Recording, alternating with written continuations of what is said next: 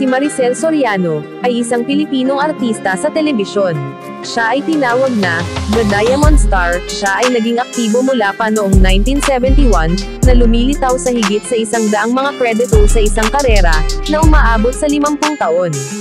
Si Soriano ang pangatlong ginawaran ng pelikulang aktres ng lahat ng oras sa Pilipinas, na nagtataglay ng 19 na panalo ng Best Actress.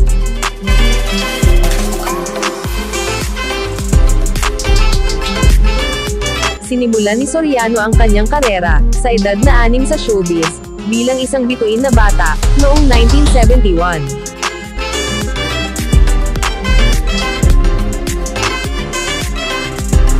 Si Maricel Soriano ay ipinanganak sa Pasay, kina Linda Dador, at Victor Soriano. Ang kanyang pamilya, ay unang nanirahan sa Makati. Siya at ang kanyang kapatid, na si Maria Victoria, ay dumalo sa St. Mary's Academy, ng Pasay para sa kanilang edukasyon.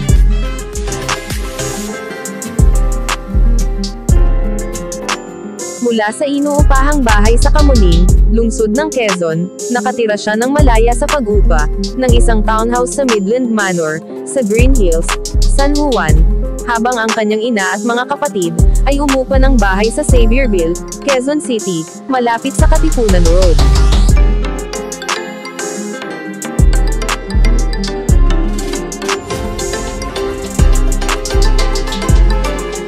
Bilang isang negosyanteng babae, siya at ng kanyang kapatid na babae, kasama ang dating manager, na si Manny Valera, ay nagtatag ng magaling na produksyon noong 1990, ngunit kalaunan, ay pinalitan ng pangalan ng Diamond Star Productions, na kinuha ang lingguhang paggawa, ng kanyang palabas sa TV drama, nang magpasya ang Regal Films na ihinto.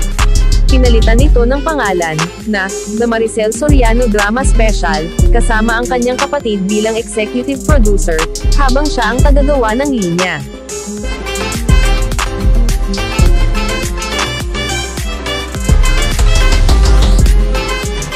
Siya ay ikinasal kay Edo Manzano, mula 1989 hanggang 1991, at nagpapanatili ng pakikipagkaibigan sa kanya.